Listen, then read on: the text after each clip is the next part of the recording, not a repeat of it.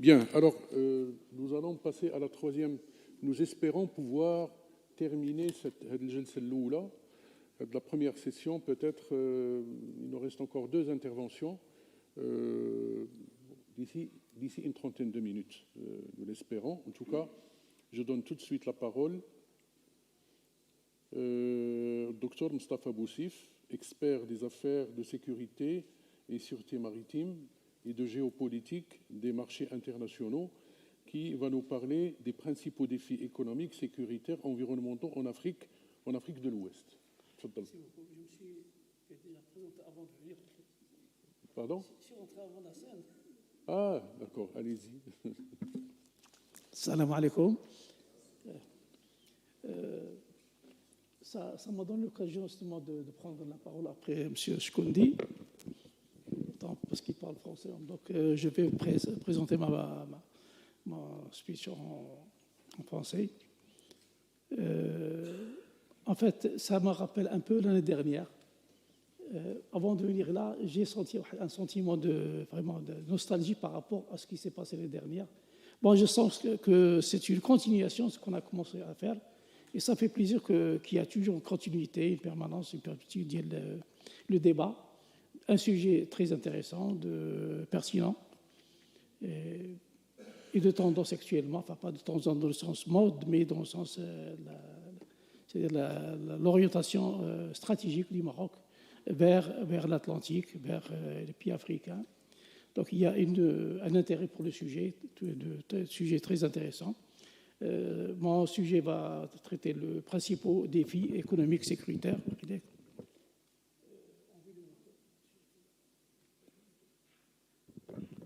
C'est bon. Donc je me suis limité cette année-là, par rapport à l'année dernière, à traiter que le côté défi. Voilà. Mais avant de parler des défis, j'ai voulu ajouter un petit chouïa avant, au début de la conférence, et parler des enjeux. Normalement, comme dit l'adage, celui qui ne sait pas où aller, il ne saura jamais qu'est-ce qu'il a retrouvé.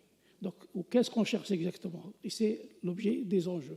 Quels sont les enjeux de l'initiative atlantique marocaine? Quels sont les enjeux? Il y a en général, ça s'articule autour de 3 éléments essentiels. La sécurité régionale, c'est très important, c'est l'élément essentiel dans cette initiative. Il y a la collectivité régionale, il y a aussi le développement économique intégré, interafricain, dont a parlé le professeur Chkoundi à l'instant. Donc tout est lié, c'est un ensemble structurant auquel le Maroc essaie de s'introduire dans cette région en tant que modèle. Bon, comment y parvenir? On reste au niveau des enjeux. D'abord en reliant les centres urbains, bassins de production à l'intérieur de la zone ciblée, par la mise en place des corridors transalpiens. On n'a pas le temps de présenter, parce que normalement dans d'autres conférences, on a présenté des corridors avec schéma, tout ça, donc on n'a pas le temps de faire tout ça. Donc finalement, j'en parle brièvement, mais sachez que l'objectif justement, c'est de faire relier les corridors avec la mer, et en même temps pour désenclaver le Sahel. C'est l'élément essentiel. Donc, la stratégie autour de ces grands aspects. Mais il n'y a pas que le Sahel, bien sûr. Le Maroc, il a d'autres ambitions. Il va aller plus loin, vers l'Atlantique. Donc, il dit Atlantique, c'est de l'autre versant, c'est-à-dire l'autre rive de l'Atlantique, à savoir les Amériques du Nord et du Sud, bien sûr. Pourquoi autant d'engouement pour l'Atlantique? C'est une question que je pense légitime. D'abord, l'Atlantique représente 55% du PIB africain pour l'Afrique, 46% de la population est répartie sur 23 pays. Donc c'est un grand morceau. Quand on voit un peu la carte, ça donne un peu l'effet l'intérêt pour cette zone-là. Mais le problème, c'est que le fait qu'il y a des pays qui sont enclavés pose un problème. Donc il ne faut pas que ce soit... Il faut déjà avoir une zone géographique, géopolitique, beaucoup plus dans le sens géopolitique, plus équilibrée. Donc, on ne peut pas passer. Le problème, c'est que le fait qu'il y ait des pays qui sont enclavés fait que l'Afrique, justement, elle perd une partie de son potentiel terrestre. Donc, l'objectif du Maroc, c'est justement de faire relier cet espace-là qui est enclavé vers la mer en offrant des opportunités dans ce sens-là. Maintenant, il y a des défis hasard. Donc, j'ai parlé des enjeux. Quels sont les défis, bien sûr? C'est pour ça qu'on dit qui ne sait pas où aller. Maintenant, on va, qu'est-ce qu'on cherche exactement? Bon, les enjeux, les défis, d'abord, il y a des bourses dans cette initiative-là, au niveau de l'Afrique. D'abord, il y a la dépendance aux matières premières, parce que la plupart du temps, quand on voit la presse, quand on lit dans les journaux, quand on voit un peu certains analystes, ils disent l'Afrique, il a toutes les richesses du monde, il a du uranium, il a du coltan, il y a mais le problème ne dépend que des matières premières, c'est une erreur. Il faut, comme on dit, maintenant c'est la nouvelle tendance, il faut descendre la chaîne de valeur globale. Voilà, c'est depuis l'extraction et aller jusqu'à la production, la transformation et aller vers la distribution vers le produit fini. Tant qu'on ne rentre pas dans la chaîne de valeur globale, donc on reste toujours dans une situation de précarité, justement. Pourquoi? Donc, deuxièmement, l'endettement, puisque ça vient avec, parce que les ressources naturelles ne rapportent pas suffisamment de revenus pour l'Afrique. Donc, ils sont toujours dépendants de l'extérieur, donc ils sont obligés de s'endetter. Et en même temps, ça a un impact sur justement ces objectifs. Donc, si on n'a pas de financement, on ne peut pas investir sur l'infrastructure. De tout est lié, c'est structurant. Et en plus, il y a un autre problème qui est le plus important, c'est que l'Afrique dépend. Maintenant, je parle d'Afrique avant d'aller vers l'Afrique de l'Ouest, bien sûr. L'Afrique, il est très vulnérable vis-à-vis des chocs extérieurs.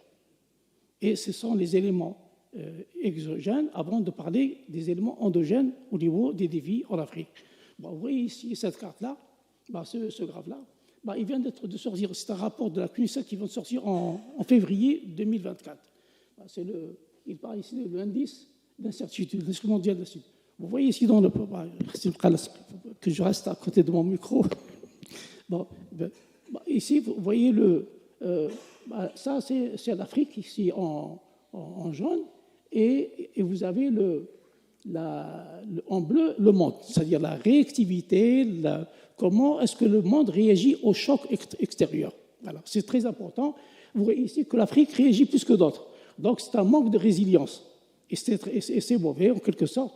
Bon, et ça agit, à un certain moment, l'Afrique réagit au choc plus que le reste du monde. Bon, maintenant, on va voir quelles sont les raisons qui font quel type de choc auquel réagit l'Afrique. Bon, là, je l'ai fait un peu en pointillé. Bon, d'abord, il y a la crise financière 2008. Donc, l'Afrique a beaucoup plus souffert que le reste du monde, plus encore que le reste du monde. Il y a le problème de la dette de souveraineté en Europe aussi. L'Afrique en a souffert parce que on est très lié à l'Europe, à l'Union européenne, puisque donc, tout ce qui se passe de l'autre côté de la Méditerranée a un impact sur l'Afrique. Bon, troisième élément, c'est aussi le problème de tension commerciale entre les États-Unis et la Chine. Donc ça a eu un impact énorme sur l'Afrique. Le problème, c'est est-ce que ces problèmes-là, est-ce qu'ils ont une incidence, comment développer cette résilience? Bon, on l'a retrouvé à un certain moment dans les années 2023, entre 2022 et 2024. Vous savez, ici, on sent que l'Afrique, la tension a baissé. C'est très important. Donc, l'Afrique commence à avoir une certaine résilience et c'est un bon signe. Donc, on passe d'une zone où on est souffrant vers une phase, c'est-à-dire l'Afrique, en quelque sorte, elle se prend en main. C'est très important. C'est un élément essentiel à retenir dans ce graphe-là. Quels sont les problèmes de vulnérabilité? Où est-ce qu'il y a la vulnérabilité? Normalement, dans ce rapport-là de la CNUSET, ils ont établi quels sont les éléments essentiels au choc. Il y a le choc d'abord politique, économique, il y a 6 éléments.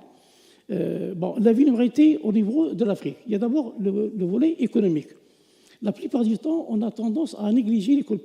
Je vous dis ça parce que je suis économiste. Je parle beaucoup plus d'économie qu'autre chose, mais en fait, l'économie joue un rôle très important en Afrique. L'élément essentiel en Afrique, justement, c'est l'économie. C'est la faiblesse, c'est à la fois conjoncturel, mais c'est tout structurel. L'économie joue un rôle très important dans cette vulnérabilité. La gouvernance, bien sûr, sur le plan géopolitique, en même temps économique. La connectivité, on a parlé tout à l'heure des infrastructures. La société, bien sûr, il y a des problèmes sociaux. L'énergie, le climat, je vais passer rapidement. Je vais détailler point par point rapidement. Pour le temps, Vous avez encore le temps. Ouais, تغفلني واحد كيف والمنغ بدنا ناخذ مي garde avant que ce soit trop tard. 5 minutes, يلا 5 minutes. Merci beaucoup. 5 minutes, c'est bon. Parce que j'ai eu l'occasion, la dernière fois, je me حنت فيها كان سياقتي. Je rappelle très bien. Bon, il y a les éléments, je parle cas par cas. J'avais ici tout à l'heure 6 éléments. Sur le côté politique, il y a d'abord l'instabilité politique. Il y a toujours ce problème en Afrique, c'est récurrent. Bon, un élément très connu en Afrique, c'est qu'il y a 220 coups d'État sur 492. C'est-à-dire presque la moitié des coups d'État qui ont été effectués dans le monde sont africains. C'est le premier élément. Sur le plan économique, c'est l'endettement. Tout à l'heure, j'ai parlé de l'endettement. Bon, la dette, c'est-à-dire le ratio dette sur PIB, il dépasse 60% du PIB, et c'est énorme. Ça dissuade un peu, ça pénalise l'économie de façon générale. Bon, la démographie, bien sûr, un peu ça a été surdimensionné en quelque sorte par la presse européenne. Bon, l'énergétique, bien sûr, on a tendance à toujours dépendre de l'énergie fossile. Maintenant, la tendance est vers le renouvelable.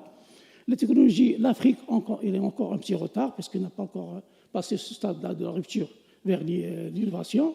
Bon, climatique, oui, c'est un élément essentiel en Afrique. Bien sûr, il y a les extrêmes, les phénomènes climatologiques extrêmes. Ben, ça a un impact énorme sur toute l'agriculture en Afrique. Bien sûr, il y a une perte pour 8,5 milliards de dollars de pertes pour ces événements-là. Bon, je vais passer rapidement la dépendance du matières premières, je vais en parler, la baisse du paiement. Bon, ici, ce graphe-là aussi, il vous montre un peu le problème, surtout de l'infrastructure.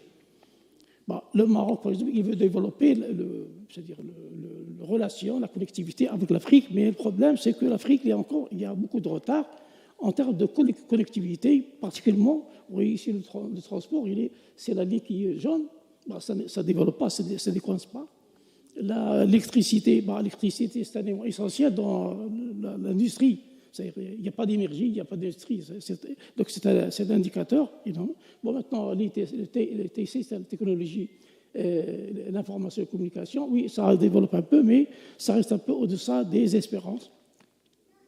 Maintenant, je passe vers le côté géopolitique. Donc, puisque ma conférence porte à la fois sur les défis économiques, en fait sécuritaires, environnementaux, mais j'ai jugé utile d'ajouter, c'est un peu, pas sorti du sujet, en fait, je l'ai introduit. Maintenant, s'il faut changer mon titre, je le change, s'il le faut.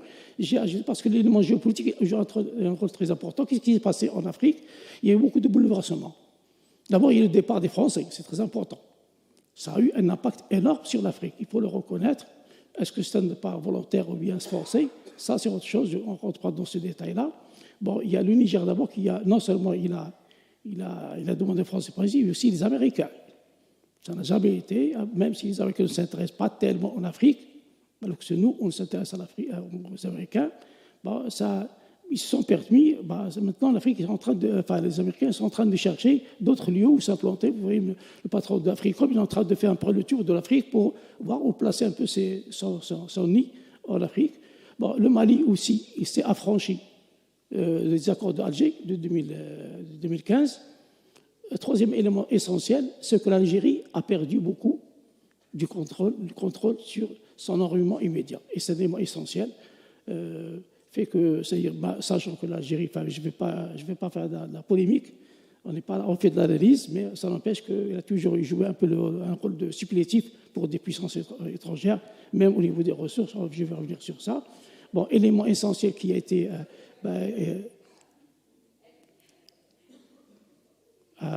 à retenir justement, c'est l'arrivée en masse des Russes et des Chinois. Les Chinois sont introduits massivement. Et on en parlait l'année dernière, c'est ce qu'on appelle de game changers.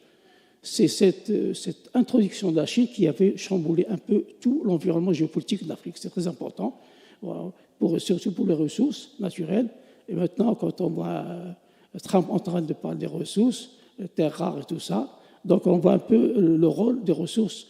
Et c'est pour ça qu'on commence à s'intéresser à l'Afrique à cause de ces ressources-là qui sont essentielles, même si les pays africains dépendent toujours que des ressources, mais il y a une prise en main de ces ressources qui fait que l'Afrique est en train de redemeurer sur de meilleures bases. Bon, ici, la contagion de la présence russe et chinoise commence un peu à toucher même des pays comme le Tchad, qui s'est un peu rapproché des Russes et des Émiratis, même si les Émiratis, ils sont un peu partout maintenant en Afrique. L'année dernière, on a parlé aussi du Sénégal. Donc, ce qu'on avait dans la prospective de l'année dernière, c'est ce qui effectivement arrive maintenant. Le nouveau président sénégalais, il a une autre façon de voir. La première chose qu'il a demandé, c'est de demander aux Français de partir, de quitter leur base en Sénégal. Donc, c'est déjà un élément important en Afrique. La Côte d'Ivoire, le Togo, maintenant, ils sont un peu dans le collimateur des Russes. Et on attend comment ça va se passer en général.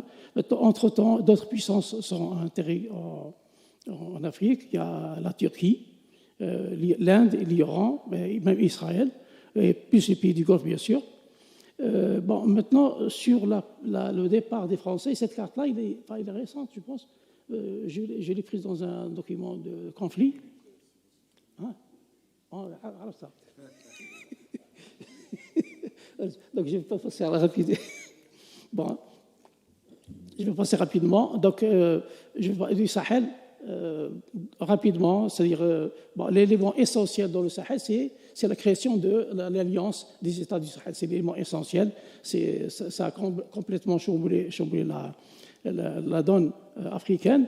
Bon, le Sahel, il fallait parler du Sahel, le grand Sahel, le petit Sahel, mais je vais passer rapidement. Le fait que l'AES s'est créé, ça a été, par exemple, ils ont été créés le 16 mars exactement. L'année dernière, on avait le 13 mars, on en a parlé. Maintenant, c'est devenu une réalité. Ils ont demandé à quitter la CEDEAO. Tout à l'heure, on a parlé de quitter. Normalement, ça demande un an. D'ailleurs, ils ont demandé à quitter le 28-1-24, donc ce qui est fait, normalement, ils sont libres de tout engagement vis-à-vis de la CEDEAO. Cette carte-là est très importante pour dire quoi. Avant, c'était le groupe, le G5. Il y avait les 5 pays, donc 3 ont quitté, le Burkina Faso, le Mali plus le Niger. Il ne reste que le Tchad et la Mauritanie. Qu'est-ce qui s'est passé maintenant? Il y a un repli, un retranchement de la France vers ce petit coin-là en bleu. La France, en fait, c'est l'Europe qui est revenue sur ce côté-là. Donc, il ne reste plus que ce côté-là comme le dernier rempart européen, en quelque sorte. L'AES, qu'est-ce que ça représente, l'AES, par rapport au reste surtout par rapport à la CEDEAO? Ça représente le PIB, 18 milliards de dollars entre 15 et 18. Donc, ça représente en fait que 8% du pays de la CEDEAO. Donc, sur le plan économique, ça n'a pas une grande portée, mais ça n'empêche que sur le plan géopolitique, ça a une importance essentielle. Je vais passer directement sur le côté environnemental. Je n'ai pas beaucoup insisté sur l'environnement. C'est qu'il y a l'impact de l'élévation du niveau de la mer. Ça a un impact sur le côté, c'est-à-dire surtout sur le littoral. L'érosion côtière, ça a un impact aussi sur les Afriques portuaires. Et comme le Maroc il compte beaucoup sur la connectivité maritime, donc il faut ce côté-là, il faut l'étudier, c'est-à-dire avec beaucoup plus de profondeur. Élément essentiel, parce que je devais parler aussi de la sécurité. On discutait avant, dans d'autres circonstances. La plupart du temps, quand on présente la sécurité, bien sûr, il y a d'autres éléments de la sécurité. Il y a le terrorisme, il y a le djihadisme. Donc il y a beaucoup de littérature sur ça. Enfin, on diabolise un peu les choses. En fait, le problème, à mon sens, le problème numéro 1, c'est la surpêche. L'exploitation, il y a une surexploitation des richesses africaines, c'est ça le problème. Et là, cette carte-là, il nous montre un peu, c'est tout ce qu'on voit ici en pointillé, c'est une surintensité. Donc les côtes africaines sont surexploitées. C'est la nourriture, c'est le gagne-pain des pêcheurs, surtout des pays comme le Maroc, la Mauritanie. Donc c'est un élément essentiel. C'est un problème de sécurité que je place personnellement comme numéro 1 en Afrique, donc qui nécessite quand même une sécurité collective. Bon, c'est quoi la sécurité? Voilà. Maintenant, je rentre sur les menaces. Quelles sont les menaces? Normalement, il y a des menaces typologies. Je passe directement sur les typologies, sur la matière des menaces politiques, idéologiques, stratégiques et économiques. Bon, stratégie, j'en pose toujours, parce que là, la plupart du temps, quand il y a des conflits en Afrique, ils ont toujours, la plupart du temps, ils ont toujours une cause de ressources. La plupart du temps, que ce soit du pétrole, que ce soit de l'or, que ce soit du diamant, en Afrique, c'est ça. Tout ce qui est autour de ça, le djihadisme, tout ça, ce n'est que des prétextes. Ben, je lui dis ça directement, puisqu'il me reste 1 minute. Bravo. Donc, je vais directement pour... tout à l'heure, M. Youssou, il a parlé de la typologie, qu'est-ce qu'on appelle terroriste. Là, je ne vais pas inciter sur ça. Bon, par contre, il y a un petit graphe que je vais vous montrer ici, parce que là, c'est pour dire, il y a ce qu'on appelle l'onde de choc. Si on appelle ça terrorisme, je ne vais pas prendre un terme idéologique, moi je prends ça comme terrorisme, c'est-à-dire disons groupe armé, c'est-à-dire sécessionnistes, vous voulez. Donc ici, l'onde de choc, il part du Mali. Pourquoi ce côté-là? Normalement, c'est là où il y a le maximum d'activité et c'est là où il se concentre. C'est la grande question à laquelle moi, je vais essayer de répondre, parce que juste après, ici, depuis 2020, jusqu'à 2024, c'est le même lieu où se trouve justement ce genre d'activité. Il y a une concentration de groupes, disons, armés, tout ce que vous voulez, rébellions, séparatistes, tout ce que vous voulez. On appelle ça terroriste, en gros. Voilà. Donc, c'est là où il y a une concentration. Pourquoi? Parce que il y a cette zone-là, elle est la mieux protégée. C'est-à-dire, sur le plan, moi je parle en tant que je suis un ancien militaire, sur le plan militaire, c'est la zone où le repli est le plus facile pour la rébellion et celui le plus difficile à être accessible. C'est-à-dire même l'aviation n'arrive pas à contrôler ces zones-là. Donc c'est un problème géopolitique, géostratégique. Bien sûr, il y a le côté économique. Et si le Maroc, justement, veut aller davantage dans ce sens-là, il faut penser à ce genre de défis. Et ils ne sont pas insurmontables. Donc, tout est possible. Donc, j'allais insister sur le côté ressources. Je reviens sur les ressources. Je reviens toujours les ressources. D'abord, c'est une source de richesse pour les pays africains. En même temps, c'est une source de convoitise. Donc, les gens qui viennent pour les puissances étrangères, s'ils sentent beaucoup... ce qui se passe dans le Kivu, entre le Rwanda et le RDC, c'est un problème de ressources, c'est beaucoup plus, parce que le Rwanda continue toujours à exploiter les ressources du RDC. Donc c'est un problème beaucoup plus économique qui a dégénéré en problème de sécurité. Voilà. Donc j'espère que j'ai répondu aux questions. Je suis désolé si vous sifflez. C'est passionnant ce que vous dites, mais bon... C'est passionnant. Merci beaucoup de votre attention. J'ai essayé d'aller vite, mais... Je suis désolé, vraiment. Ce n'est pas moi qui ai fixé la durée des interventions, c'est les organisateurs. Merci beaucoup.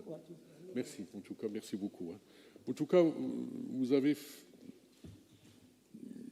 fait un excellent diagnostic global de l'Afrique de l'Ouest, de l'économie, mais aussi de la vulnérabilité de ces pays, tant sur le plan économique, sur le plan politique, sur le plan sécuritaire, etc. Et c'est ce qui justifie justement aujourd'hui la nécessité de ce projet, en tout cas qui va permettre peut-être de mettre un peu plus de stabilité dans cette région. Bien, alors nous allons passer à la dernière intervention.